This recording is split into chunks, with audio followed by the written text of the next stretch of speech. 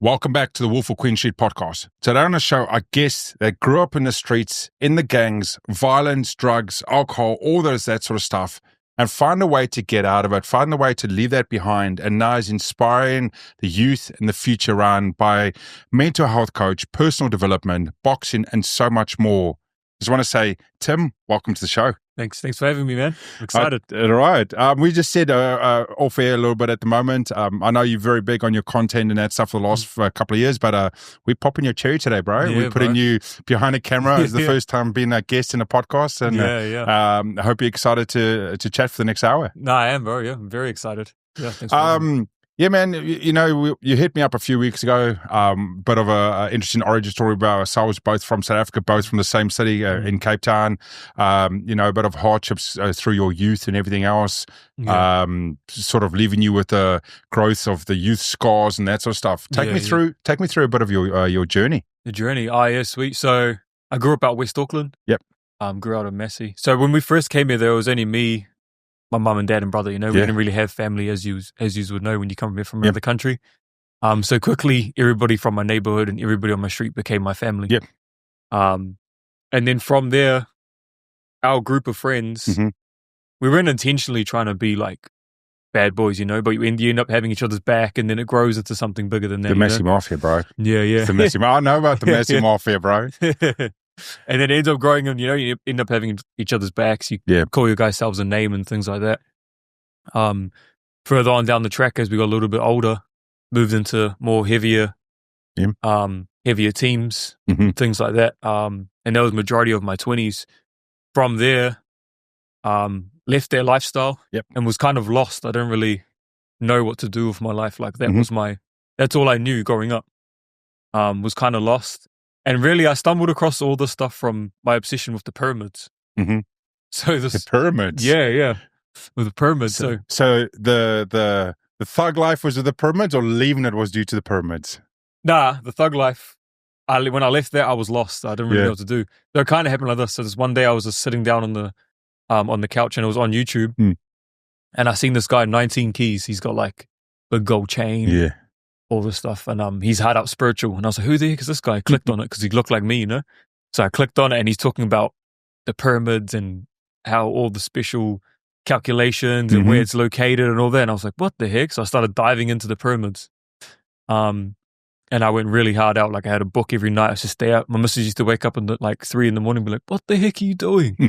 So I just learned everything about the pyramids, but I also learned the spiritual practices that they used. So how they used all the manifestations and affirmations, all those things. So I started putting that practice into boxing. Because at the time I was boxing, but I wasn't going too serious, Put it into boxing, I started skyrocketing. Started climbing everything. Won Auckland champs, won Golden Gloves. Had 10 fights in that 1 year. 1 loss for that year. And after that, I just fully started changing, and then I went sober. And then people started noticing the changes, like, oh, what are you doing, bro? What are you doing? And I was like, oh, I'm just doing these ancient spiritual practices, really. From there, my missus was like, fuck, we should put this into a little program or something, So I was like, sweet. So I gave it out for free to like 5 girls. I think I posted on my story and said 5 girls, 5 boys. If they want to do this for free, they can do it. Did it to them, boom, it changed all their lives. And I was like, holy shit, we're onto something here. And then she made it into a proper program. And from there, I just started getting clients. I just went 100% in it. It's called Re3. Reset, redo, restart. Nice, man. I just want to go back to a couple of things about growing up with your boys and everything else, right? It's an interesting way because it's definitely a lifestyle thing that we see in New Zealand, right? You find yourself without, true blood family, and then you find yourself, extended family and blood family in the community, and then you get called on, right? I can imagine there was times where you were called on, you had no idea why you were called on, but you had to stand and represent, right? Yeah, I don't know. To be honest, I loved the day. Like, that's all we knew. Like, whatever my boys were doing, like, regardless of what we're doing, as long as we're creating memories, I was all for it, And you don't even know you're being naughty, like, and that's what people don't understand. So being a father, right? I'm going to throw this in. Being a father, knowing what you're getting up to, do you still see it as there was no issue with it? Is that something? No, definitely. I definitely know now. Yeah, you definitely go now, right? As a teen, you're like, oh, cool, this is awesome, bro. But once you become a father and then you look back and go, that was dumb. I was a fucking idiot. I thought I was cool and shit, but then it's like you look at the next generation, like, if I would allow my kids to get into the shit I get into. Yeah, and I joke all the time. I mean, my boys sitting behind us while we're forming the studio, and we always talk about. I grew up for 20 years in South Africa, and the shit that we got up to, I was like, if they ever did something like that, New Zealand, I didn't care about the public. I would, exactly. As we say, I'll take the Jando out. Yeah, definitely. I had a father figure until around maybe 11 or 12, and then after that, my mum and dad split up. Yep. So I didn't really have a father figure, and the only boys in my life were the boys from the street, They're like, I was always trying to look up to them, trying to do the most craziest shit for them. But yeah, like I said, and that's why I relate with the youth hard out, because I can see that they're not actually naughty kids. Like if you separate... They just don't know, don't know what to do. If you separate them all and you do one-on-one time with each of them, they're all lovely people, Yep. Love their mums, respect everything and stuff like that. But as soon as it comes together, they got no direction, Yep. 100%. So you said you moved away from that, right? Did you do a hard cut from your boys, or you still your boys? Because I know sometimes you've got to do a hard cut and move away, and whether they respect you or not for doing that, you've got to take control of your own life, right? Yeah. No, they're still my boys. They're still my boys. Yeah. I was kind of already moved out of the neighborhood scene. Anyway, in the scene anyway. It's hard though. Growth is hard. Like people don't understand that. Growth is a lot of pain. Yep. And that's like with everything natural in this world. Like birds, trees, everything. Eagles beak, they got to smash it off at a certain amount of years in their life. So like growth is really, really hard. And if you truly want to grow and change it to a new person, you got to actually try. Yeah. And by doing that, you will become a new person. True, man. Was there a moment when, you said you sit on the couch and you're watching the guy about the pyramids? Was that the moment that you can go, that triggered my change? Yeah. Or was there something that actually happened that's not public knowledge that did you find the bottom of the barrel? Did you find a point, or was it that moment sitting on the couch and that video about the pyramids? That was me at the bottom of the barrel. So I had a big coke addiction. So I was always on coke basically almost every day. In and out of like my family life. So I had kids as well at the time, but thought I was being a good dad, but you don't actually realize until you're out of it and look in, right? Looking in. So at the time I didn't really know. Compared to me now, I'm like everything for my kids, I can't believe I'd even be like that before. Yeah. But yeah, that was my moment. I was rock bottom on the couch. I was fucking just not looking, but it found me. And I guess I just started listening to the actual callings from. I could have ignored it and been like, oh, that was cool, and just left it. But I was like, fuck, I'm going to use these tools in my life. How old were your kids at that stage? 2 and 1. Yeah. You think there was? If you look back, you ever think there was an opportunities that you missed in those first couple of years to yourself? Definitely. Heaps of memories. My partner can't even remember me like bathing my son with her any times at night, and a lot of memories that I've missed. Yeah. And you almost feel bad for it, but do you linger on that? Do you use that as the ammunition to go, hey, I don't want to be that? Yeah, not anymore. I'm pretty much like the most full on dad now. Yeah. Making up for it. Yeah. So it's kind of like not blurted out, but I don't really remember that scene. Because of how I am now. I'm just kind of I think the way to do fatherhood is let it mold you, Like you got to go with the changes, how the kids do that, and it'll turn you into the right parent for your kids, rather than trying to hold on to things that I used to be. Oh, no, I can't do that. I got to go do this with my mates, or I got this event on, like with the boys. Like, nah, you got to do the kids. You got to do the kids and then go around that. Fatherhood is an interesting one, right? And it's always an interesting one culturally, whether you've had a father figure or you haven't had a father figure. Depends how you are as a father yourself, right? Do you think that having a father figure to a young age and then really having your boys, do you think that it changed the way you perceive to be a dad? Do you think it's given you better or worse skills? I don't know. I think I don't want him to go through any problems where he doesn't know who he can look up to. Mm-hmm. I definitely want to be that figure in his life. I think that's what I was missing, kind of. But now my dad's like the best granddad. He's always over, always with the kids, always comes over.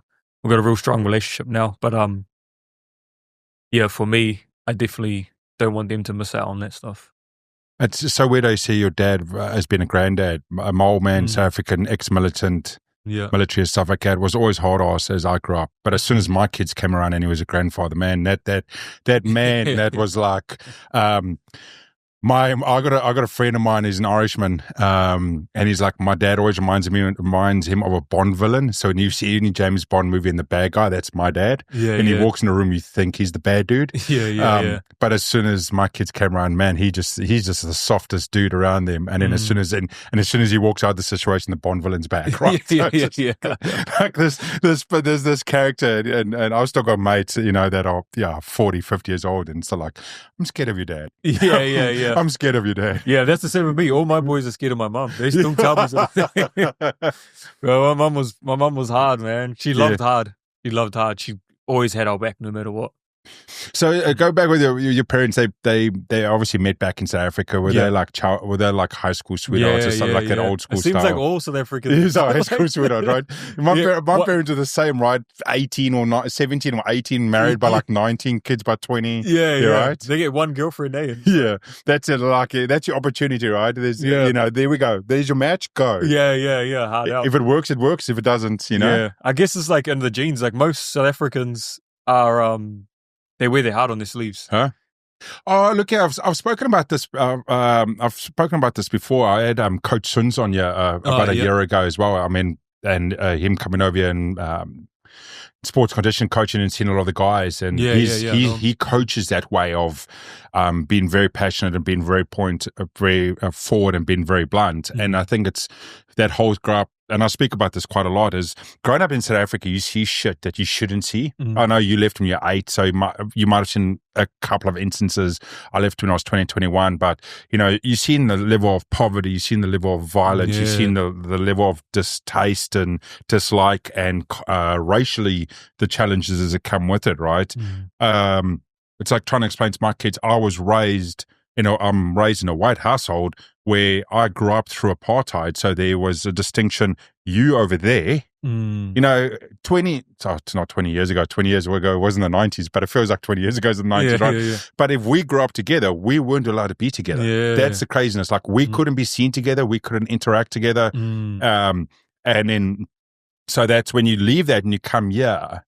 And then especially in yourself, in the coaching game or trying to help people, and people are like, oh, life's hard and it sucks and I can't do this. And you're like, what the fuck are you talking about, bro? Do you really know what life hard is about? Do you really understand about challenges? And, I'm not saying trauma. Trauma is real across any society, but, and that's where a lot of the guys are like, dude, just suck it up. Let's, work through it. Yeah, but that's another thing from coaching though, is I learned that everybody's got a different hard, eh? Yeah. Like everything, like just like if you have one kid, you're like, this is hard. Yeah. But then you have 2 kids. Yeah. And you're like, oh, this is hard. Then you see someone with 1 kid. Yeah. And they're complaining and you're like, come on, it's not hard. We've got 2, so everybody's got different hards. Yeah. So that's another thing about coaching, that you got to kind of get into their shoes and just understand where they're coming from a bit more. Yep. To really connect with a client. And that's, I try to work on that a lot. Your boxing, you always, like, obviously with your boys, you would have learned to throw it down in the streets. Yeah, I love the street fights. Same with my scene. But one of the boxing, like I've said, I've climbed in the ring. But one of my things my dad always said to me is I wanted to do boxing from a very young age. My dad was a world champ kickboxing in the 90s. That was way before the scene of MMA. And then I grew up on watching boxing, Prince Nazim, Floyd, Pretty Boy, when he was still Pretty Boy many years ago. He was dangerous. And he always said to me this whole thing of when I was mid-teens, late teens, he said I was too privileged to be a good boxer. Because he said to us that guys that are good boxers are guys that have to fight to survive in the ring. And because if they don't win or they don't do anything, if you look at culturally, they might not get paid. They might not put food on the table. They might not be able to do the next thing in their life. And he always said to me, you know, I had a decent upbringing, a good upbringing in South Africa. He says, you don't have to fight for a meal. He says, you don't have to, you know, be a thug to try and get to the next day. And he says, it's those guys that if you meet them in the ring, you're going to know about it, right? And then, I mean, I picked up boxing in my early 30s here in New Zealand and climbed the ring and got most humbling sport out there. You think you can fight or say that you could think you can fight or someone punches you in the nose. And then you really know about it, right? Yeah, definitely. Yeah, that's good. Yeah, boxing's humbling as. Yeah. I used to think I could fight as well. And that's kind of how I got addicted to it because I thought I was like this top street fighter. Went to the gym and got my nose broken straight away in the first sparring. And I was like, whoa. Went home, let my nose heal for like 2 weeks, came back, same thing happened again. And then from there, I got addicted to like, I was like, okay, I'm not actually good at fighting. Like, You got to accept that, right? Yeah, I was like, okay, I'm horrible. Like, I'll start working on this. Yeah, look, I've loved it and I still love it. I mean, when I climbed on the ring, I was 92, 94. So I was fighting heavyweight. But I'm only 6 foot, which means I should be somewhere like middle, even at my height. And the first boy I fought was 137 kg, 18-year-old from South Auckland. And his old man owned the boxing gym. So, you know, I handled it. I lost it 2-1. And I was just too nervous. I was just so worried that this dude was that massive. But in the match, and I've actually got the match on YouTube, the most humbling moment for me in the match was we stood there and I hit him with everything I had and he just smiled at me. And I knew, I was like, I ain't knocking this kid down. I hit him with all I had. And this kid just smiled at me. And that's where and it's so true. And it's like, I realize like I love this, but you know, unless I'm going to lose another 20 kgs, dude, I had to spend 6 months just losing that weight. I love the sport, but I ain't going to be doing anything with it. I ain't going to be coming any, and great boxers, they 1%, you know, great fighters, they 1%, great people, great all the rest of it. And this is just generally in life. It's the 1%. Not everyone can become Floyd, Joseph Parker, Izzy, Dan Hooker. And I'm interested to hear your thought about this being a coach in this game, is that I see coaches out there or people that are trying to help everyone go, oh, come to me. I can make you Izzy, Dan, you know, Floyd, Manny Pacquiao. They all say, I can make you that 1%. Not everyone can become 1%, right? Oh, I think they can. Ooh, love to know. Let's go. No, I definitely think they can. Like I've had people that have never boxed before from my gym, and they've come in and I'm been like, bro, I'll get you 100%, get you to where you want to get. And I think it just takes years of molding of getting them to that right thing. But it's also teaching them hard work. Like, don't do the same sort of training all the time. Like, you can't just be doing circuit and bag work and sparring. Like, you need to be doing some gritty stuff that makes them build their heart, like holding a plank for real long. Like, stuff like that makes you like, you need them to start building their heart that way. And once the heart's big enough and the hunger's big enough, they'll start getting emotion. But they also need that chemistry, how you're talking about, they have to come from the struggle. You need that, like, you need that struggle inside of you. There's something about it. I don't know any boxers or athletes besides track stars that have come from a good background that are now something, you know. There was a stand-up comedian a while ago, they were watching it and they were like, hey, you know, props to all the, and this is going to sound wrong, but props to all the dads that left their sons in America because now we've got the NBA, right? And I know it's a really bad thing to say, but it's that sort of like, you don't, there's very few guys, girls, irrespective of where you sit, that is in the top 1% that have had a great youth and a great upbringing. Like it comes from emotional triggers and emotional trauma. And unfortunately, depending how your genetic mold is, it either motivates you or pushes you down the wrong way, right? And the people that go down the wrong way, it's really hard to pull them back. And we see that across New Zealand, right? With our mental health and our suicide rates. trying to grab people back. Yeah. How are you seen it in the last couple of years? You've been in the scene and that sort of stuff. The mental health game in New Zealand. Oh, the mental health is pretty bad. There's still that stigma around it where men aren't allowed to talk about their feelings, and I think people like me, people like us, how we talk about it online, it's making a little bit of a change, but it needs to be bigger because it's getting real bad. And I don't think the media keeping quiet about the suicide rate is a good thing.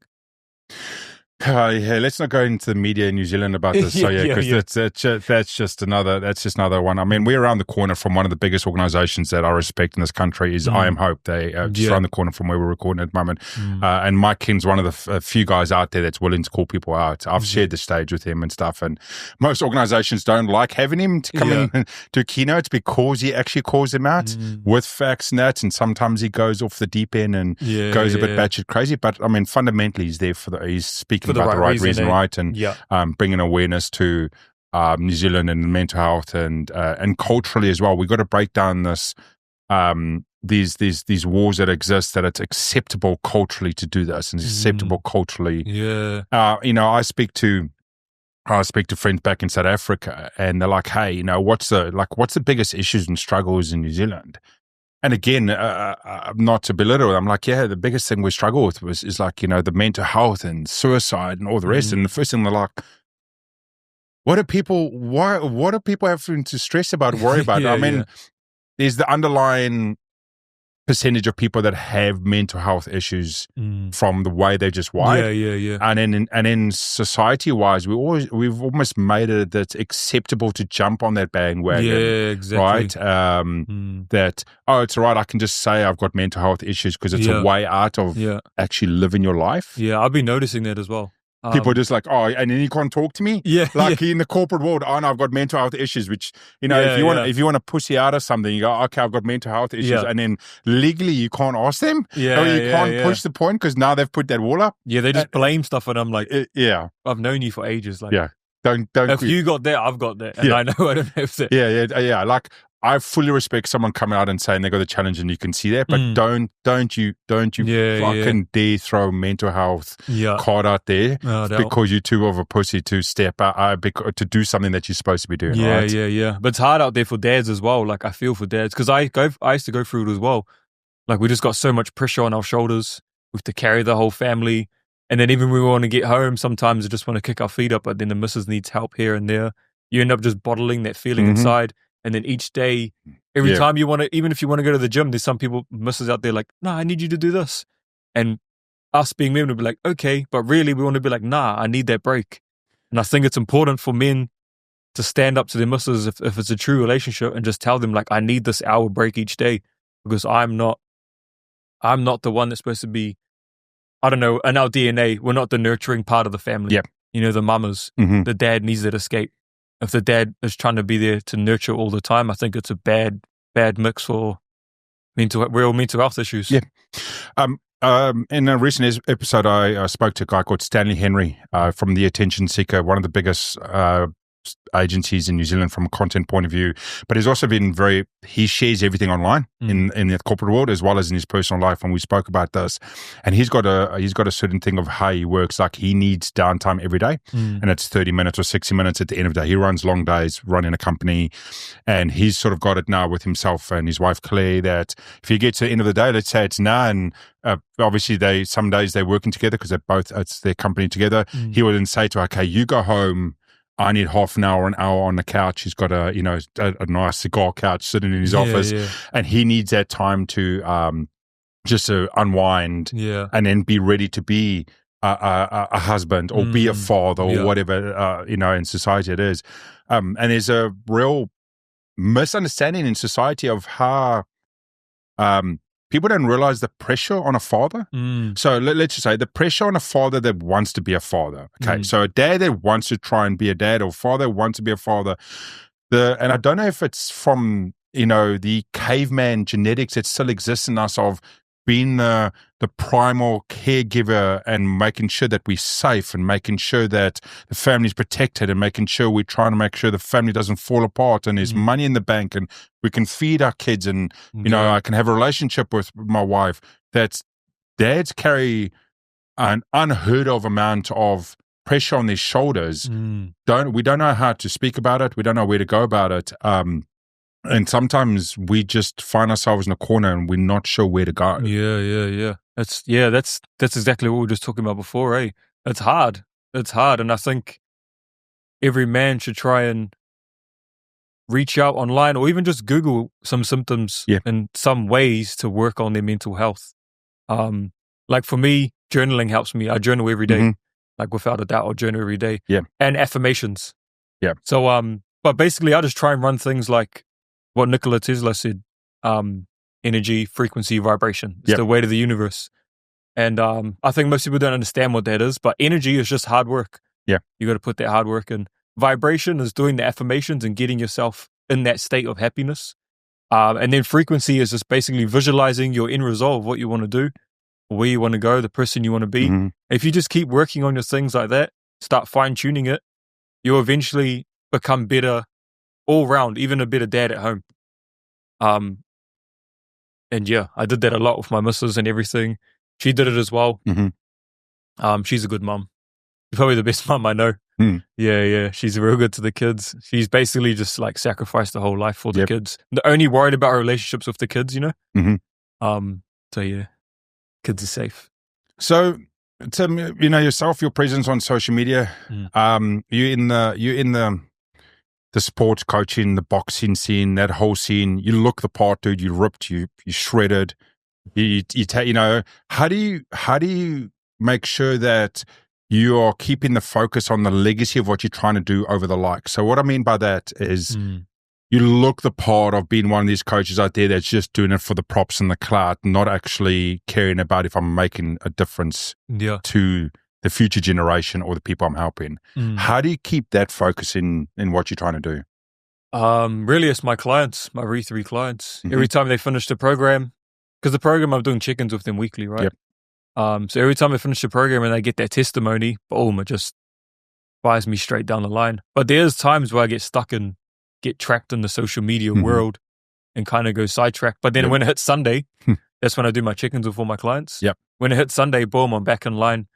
So, basically my clients' feedback I get from people, that's how I keep in line. But if I didn't have that, I'd be fully just chasing likes. Chasing the clouds. Chasing likes, man, yeah. But, I love it, eh? I'm passionate about mindset coaching. That's what I really want to be doing. That's what I was doing for a while. So how it all happened, how it all unfolded was I was doing my program, but I obviously haven't studied about any of this except for online. My friend now, he's my good friend now, he's like, I need you to help my wife. She was a sexually abused lady. And I was like, oh shit. And I was like, okay. So I rang my mate after I left with him and I was like, my mate Jesse, I was like, bro, I need you to take this client on. Like, I don't know how to deal with this. And he was like, nah, bro. He was like, nah, just run your program. He's like, just do your program exactly how you do it. If it works, it works. If it doesn't, so be it, I'll help out. I was like, okay, sweet. I just ran my program exactly how it was. And boom, it changed her whole life. Like, she's a machine. She's training, eating clean. Best partner, best mum. Proud as of her. And then she was like, oh, my brother wants a meeting with you. Met with her brother. And he was like, yo, I own this gym. Like, I need you to implement your program into the gym with people that are doing their programs. So I done that. And then I met a lady from there, where she's like, I need you to help my son. So I started helping her son out. And then from there, I ended up in the schools, doing my program in the schools, got funding, and was just doing that full time, just teaching boxing and going around to the schools and just teaching about mindset. And now the funding's cut though, but hopefully I can get back in there one day soon. And now I'm back on the tools. Yeah, man, the schools are a great scene, right? And going around and doing, like, I've gone and done some stuff at schools. That it's amazing to just see that the age, the age of my boy and my daughter and stuff like that, where you can make that difference. You can change, you can pivot.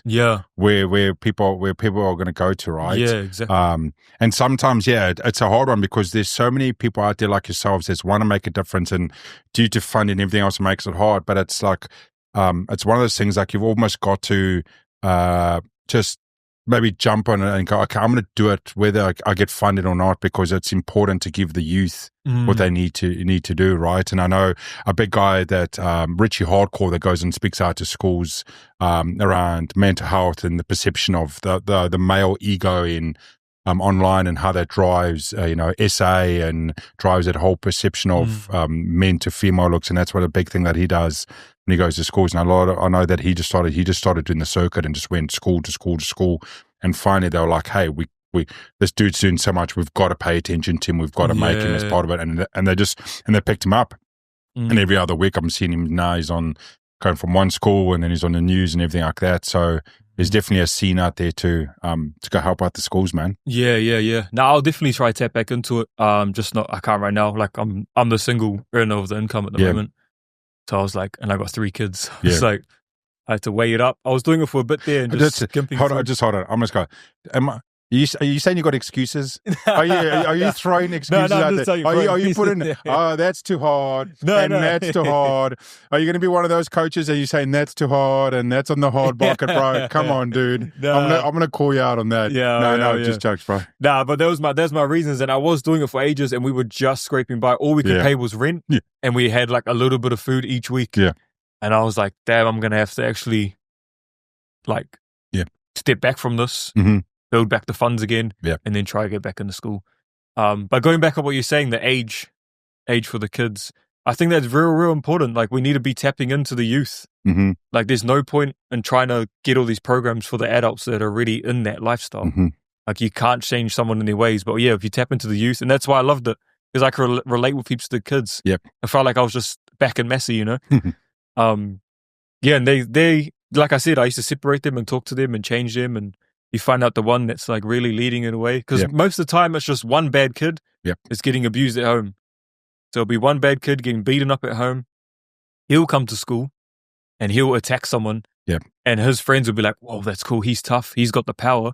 All of a sudden they're all around him. The alpha. And then you go to a party with him. He attacks someone. Everybody attacks him. And then you end up like that person. But really deep down, you ain't that animal that is controlling the group. That's the mob mentality, right? We've seen society-wise, mob mentality just drives people to a different space. And then when you singleize and shift people away from the mob mentality, they're totally different individuals. But it's hard because you've got to be able to teach that individual their own strengths and their own willingness to stand up and speak out of their own voice. And sometimes, it's a challenge when they're sort of scared, unsure, maybe problems at home, so they come to school and they're looking for safety, or they're looking just for friends. Social media has driven this true hate in across a lot of spaces where someone can freely call someone else anonymously out and cause hate that kids don't know where to go. They don't know where. And then as soon as anyone shows them, hey bro, come hang with me, whether that's a truthful, hey bro, come hang with me, that kid just grabs it with all their might, and then the path's been opened, right or wrong, right? I did. Yeah, exactly, man. Because that's kind of what happened to me. Because I don't know. There's something there, dude. I was gonna say that kind of happened to me, but actually, I don't know if I grew to enjoy it or if I was really like about all that stuff. Because really, like when we'd have fights or anything like that, like when I was younger, just like big group fights and stuff, I wasn't actually angry or like cared about who that person was. I just cared that I had my mates back, So I was like basically happy and fighting, running away from the cops and stuff like that. So it's hard to change kids that are a little bit too old. True. But we can try and put some guidelines in there. We can try and build some support and show that there's different opportunities. And it's interesting. The fight scene seems to be one of those ones that if we can, and not just boxing, MMA, your martial arts, that whole bucket, right? It's jiu-jitsu purely as well. It's one of those humbling ones because they teach you how to not just fight but protect, but there's no aggression. Like you look at all the guys that come out of that scene, yes, they can fight, but they got full control, right? We talk, I talk about Izzy a lot, right? Izzy, one of the most deadliest men in the world, right? And that man's got a mouth on him, but he's got 100% control of it. And you see people that go through those programs or people that come through the fight scene, it teaches them that control, and it's sort of that, and it's one and the disciplines that come out of it, and it's sort of that things of like you want to take the youth and put them in one of these buckets of whether it is jiu-jitsu, whether it is boxing, whether it is MMA gym or Muay Thai or anything like that, and it just gives them that framework to be controlled and also be humbled, because in those instances, you are going to get humbled by a smaller kid, a bigger kid, a different kid, and then you just got to learn to live with being humbled and move on. That's how my program was running in the schools. So I'd have 2 days. I'll do one fitness day, one boxing day, and then the third session for the week would be mindset in the classroom. But yeah, boxing definitely helped. Attracted most of the kids. Like kids don't want to go to the gym and train. But if I'm like, yo, we're going to do boxing, every single kid will want to do boxing. And yeah, they learn those traits. Some had some drama with some schools as well. They're like, oh, we don't want them to be learning boxing. But I had to explain what we were talking about just before, the discipline that you learn from it. And eventually when you get good enough at a martial art, you're not even worried about anyone on the street. You're like tunnel vision. You don't care if someone says something. You're just like, it's a control, right? It's controlling your emotion. That's the stuff we've got to work with our youth, and we've got to teach them how to control the emotion. And not every emotion or not every state has to be triggered. Like we don't have to react to everything. We can be upset by something. We can be angry by something. We can disagree with someone. We grow in a youth or generation where I have one belief, you have one belief, and if it's not the same as me, we've got a problem. Right? You and me, out of all people, should be the people that have a problem, because we got brought up in a country that, due to the way we look, we were told we were supposed to have a problem. But we got through it and we've accepted it, and there's no issues. But our youth now is like, oh, because you like that person and I like this person, we are going to have real beef. And it's like, dude, people can be their own way, and allow them to be their own way. That leads from there. It's the fake love, the social media scene. Goes back to that. What age do you think kids should start being allowed to be on their phones? Well, my son's sitting behind you. That's sitting on his phone at the moment. Look here. It's interesting. There's social media, and there's also been also understanding the future of what our kids are going to grow up into. So I know parents that don't allow the kids until they're like late in their teens, and then you're like, okay, what? This is where it's interesting. What are they missing out on? Because they're going to grow up when they go to the corporate world and the real world, where it's run by digital, where it's run by ChatGPT, it's run by all of those other things that they got to know. So you can't have an 18-year-old come out of the forest that has no understanding of that and then expect him to make it in the corporate world. So that question's up to each parent. It's in the sense of it's what they allow them, but then also what do they teach them. So there's certain things that my boy hasn't got access to yet, and he won't for a couple of years, which my daughter does, because they're two different individuals and they can handle situations individually. So that's where the parenting comes in. Do I allow them to have this, and this? Maybe some of it, maybe not the other one. Do they have all the social media platforms? No. Do they have access to it? No. I manage a lot of it for it as well. So that's again a parenting decision of how much you allow your kid to do it. No, a 6-year-old should not have a cell phone. No, an 8-year-old should not have a cell phone. My kids only started getting it because when they started taking the bus, that's what triggered them having a permanent device, because they had to travel on a bus every day. So in case something was wrong, they could contact me. And then I remember one of the dads that I knew that wouldn't allow his kid to have a device. So the dad would then contact me for me to contact my boy that was on the bus with his son to get him a message. And then it would go vice versa. And over a couple of weeks, it was a time when there was a lot of going on in school, and there was a lot of things. And after a couple of weeks, I said to them, like, dude, seriously, bro, if you don't want him on social media, buy him a $50 phone that doesn't do apps. At least only got Snake. Only got Snake. Yeah. At least you can contact your son. Yeah. For real, bro. Like it's like if you don't want them to have a device from the warriors of social media, do that. I'm not like your pager anymore, right? Yeah. But the first few times it was quite funny. Like you'd phone me and our phone's over, and then Zay would speak to him, and then it would come back, and I'd be like, yeah, that's what's going on. And then after a few times, I'm like, dude, seriously, you got to make a decision on this now. Like, sort that out. So yeah, I was the same. Yeah, we were talking about it the other day, and I don't think we'll get them the device anytime soon. Just because some other kids around the area, they've got devices already. Look, each family is different. Each kid is different. Each situation is different. Again, discussions I've had with both my kids growing up through teens. My daughter turned 17 this year. Zoe turns 14. And even between themselves, they're like, hey, but my sister does this. You guys are both individual humans. Yeah, that's good. You're a little bit different. You're a little bit different. You're good here. You're good there. You suck there. You suck there. Yeah. And then again, each one is taking a different path. And this is where the learning as a parent is, and also not mimicking what you see out. I get it all the time. But Dad, they have it. But Dad, he has it. And my answer is, well, I ain't fucking them. Yeah. This ain't their fucking house. Yeah. this ain't their situation. So my South African style goes, this is the way it is under my roof, right? And this is the way I'm going to do it. I don't care what their family does. Props to them if they've got more. Props to them if they've got it better. Yeah. This is our family and how we do it.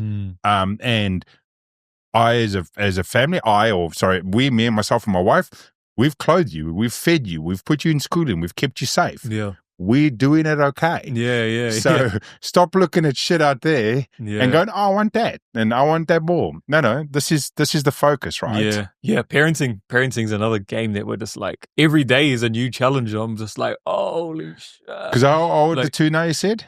We've got three. Sorry? So a 4-year-old, 2-year-old, and a 6 months old or 7 months. Great. You're at the 4-year-old's 4-year-old's a great age. Yeah. 4-year-old's a great age. But you know what the stage we're going through was like, he had a little bit of issue at kindy with like another kid. He's like, oh, this kid's doing this and that to me. Yeah. And I'm like, really? I just want to tell him, hey, you just got to straight punch him in the face. but like, I'll get back to that. Yeah. But like, just because going off experience, bro. So, okay, I don't want my kid to get bullied. Yep. But then I don't want my kid to be a bully. Yep. But I know if all you got to do is stand up for yourself once. Yeah. All he's got to do, not in kindy, but I'm just saying in general, throughout life, the way that I'm teaching him is he's got to stand up for himself once. If he punches the bully once, he'll have the best school life. I've seen people at school that had the worst lives because they never retaliated back to a bully. Mm-hmm. And I've seen people that just had to punch once and they had fun the rest of school. So I'm like going through that battle now from where I'm like, I don't want him to be getting bullied, but... Dude, you got a long way to go at the age of 4, bro. You got a lot to happen, dude. 4 to me was the great age of my kids because they get that little personality. They're pretty much a little version of you. Yeah. And you start seeing the shits. You start seeing this is where I'm going to have trouble. Yeah. And this is where I'm going to have the problems when the age of 4. Yeah, the biggest thing with me, with both my kids was always, don't throw the first punch. Don't ever be that kid. Don't be the person that makes the issue. Yeah. But be ready that if someone ever puts their hands on you. Yeah. And so I've taught my daughter, I mean, she's a girl and all the rest of us said, look here, you've got the permission if someone ever puts their hands on you, you can finish the job, but don't ever start it. And don't ever look to start a situation. So she will never go out, but she knows that if something happens, she's not afraid to then to jump into the situation to allow someone to pick on her or to bully her, and that shit happens. Yeah, we've as parents, you're going to go through cycles of, and you're going to go through cycles of bad bullying and bad being picked on. You're going to have, when your kid's going to get older, dude, you're going to have it when your kid comes home going, Dad, I don't want to go to school. Yeah. That will happen. And as a father, and being a South African father and being an aggressive, that's, there's moments where you're like, I want to cause violence. Yeah. And you've got to like sit there and my wife's going to be like, okay, I'll sort it out. Yeah. So it's got into the stage now, my kids are both a teen where I don't know about all of it. My wife, so the kids will go to my wife And she'll sort out what needs to happen, because if dad ever heard, or if dad ever found out, there's going to be some sort of unfortunate violence. Yeah, now I understand those parents. You know, when I was younger and you used to go to like those little planned street fights or something, like at a school, you'd be like, oh, they're fighting. And you see them rock out with their parents. I used to be like, what the hell? But the parents fully in it, eh? They're like, I'm over this. And now I understand those parents. Like, if that's any of my kids, not that they'll get into that situation, but I know how they feel. Like, I would turn up if I had to. I had a weird rule and people might call me out of it. So when my kids were in primary school, right, up until about the age of 12 or 13, kids up to the age of about 12 and 13, a lot of it's from what has been directed for them at home, right? When they're 14, 15, it's not what the parents tell them. It's they're on their own mission. So when my kids were in primary school, I had and my kids started in a small public school or school. So most parents knew everyone. I made it quite clearly that if any kid put their hands on my kid, I wouldn't have an issue with the kid. I would have an issue with the parent. Yeah. And I would go straight up to the parent and we would sort out the issue. Yeah. And I made it pretty clear because that kid ain't putting their hands on my kid they've been not been directed. It's from the parenting that has led to that situation. Exactly. So we had a situation once where by mistake, a kid slapped my daughter. And it was literally the kid was doing a movement and he swung his arm as part of it, and my daughter was next to him and leaned right through the face. Yeah. Obviously, it looked like it was a hit. All the rest of it, within half an hour, I had the parent calling me, dude, look at this is the situation. This is the situation. And I'd known already and stuff like that. But look, I'm not saying I want that to be the way it is, but it's an interesting one. You're gonna have fun nights, dude. Yeah, I know. 3 kids close in age. Yeah. We had 3 under 3. Just enjoy. But even my littlest baby, it's just like, fuck, you want to do it again. But like, I always, like, I don't know, I think a bit different. So I'm always like, she is actually the baby is actually the closest thing to source. Yeah. Like we actually have to teach them how to be humans. Like really, they're like the purest form of a human at the start, or what we are before, eh? So like with my baby, every day I'm always like, where'd you come from? Yeah. I'm just keep trying to repeat it to her, eh? Oh God, it's just, they buzz me out, babies. Like, where do they come from? Were they a star or something like that? You know? Yeah. Fuzzy. This one, the stalk brought them, bro. The stalk brought them in. So, man, as we Tim, as we're coming up, sort of end of today's show now, the chat and stuff. What's something you can leave the audience with? What's something, some insight for some thoughts from yourself to them at the moment? Insight, like on what? Yeah, just in if they, something you want to leave them with. Okay. Maybe if they're struggling, or maybe if they're trying to find themselves. Yeah, if you guys are struggling with just every day-to-day things, I've made up this thing called small wins. So you just basically break down your day into bite-sized pieces, make a checklist so you tick it off as you go. Set goals for yourself. Just always try stay ahead. Don't worry about the outside noise as well. Like, it's literally just noise. You should try and write a list of people that actually matter. You could be like, okay, whose opinion matters to me? My mom, dad, my brother, and a couple of your friends. Everybody else is noise. Yeah. So from there, you just set your list. You go hard. If it's to be good on social media or make content, just stick at it. Don't worry about the outside noise. But yeah, that's whatever. And probably stay uncomfortable. You got to stay uncomfortable to grow. That's my main thing. Yeah, you got to stay uncomfortable. Everything happens when you stay uncomfortable. It's like me, stay fat. I'm uncomfortable. I'm fat. Yeah. But I've got a weird perception of that. I over that whole thing. But being uncomfortable and being slightly unhealthy, nothing can hurt me. No one can pick on me, dude. I'm already the overweight, middle-aged white man. You can't pick on me, dude. That's being comfortable, bro. That's being comfortable. Yeah. So being uncomfortable is training. Look how I love it when I'm fit and I'm training and trying to get. So he's doing more training. Both my kids are doing more training than I am. Yeah. But I lived that trying to be top level sports star for 15, 20 years. And some stage you might. I just want to have a breather, maybe for a decade. Yeah. I'm just having a breather for a decade. Is that an excuse? You started with your shit now, dude. Yeah. That's a total excuse, dude. But I'm happy. Yeah, I'm happy mostly. Let's say that I'm happy mostly. Yeah, I'm majority happy. I'd call it shit on myself. I'm saying I'm always happy. Yeah, that ain't the case. I think it gets when you get older. You're actually like, I'm actually content with everything I got and everything I need. Yeah, That's one of the big things. Like, I've gone into gaming again, and I sit down and I enjoy my gaming and stuff. What are you playing? Fortnite. Yeah. Me and Zave. I do it on the mobile, man. Don't ask me why I got into the mobile. The last sort of year, really back into it, and doing pretty decent. We'll looking to do the next step. I said on the previous show last season, because it goes season every sort of 3 to 4 months, I was ranked top 500 in the world in mobile, and true. Yeah, so like at a decent level, but I don't want to take it further. That's just my chill space. And so at 11 o'clock at night, I'll jump on my phone, and for 2 hours I'm gaming till like 1 o'clock in the morning. Even though I have to get up at 6. That's my quiet time. Disconnect day. Totally. It was a video I showed the kids the other day, and it was funny, and it was the whole the middle-aged man that's gaming. Why is he gaming? And it was a really simple video, but it represented the sort of the state. And it was a guy sitting there in front of his a PC game, and all you hear is the world's noise. Yeah. And then he puts his headphones on and he's sitting gaming, and all you hear is just serenity. And it's sort of that whole thing of, middle-aged guys gaming isn't because they grew up as geeks and gaming. Posh it is, but it's a quiet space. And it's the disconnect, man. You need to do it. Yeah. Some people use meditation as well. Yeah. It's the same thing. I was a hard out gamer as well. Yeah. I used to play Call of Duty.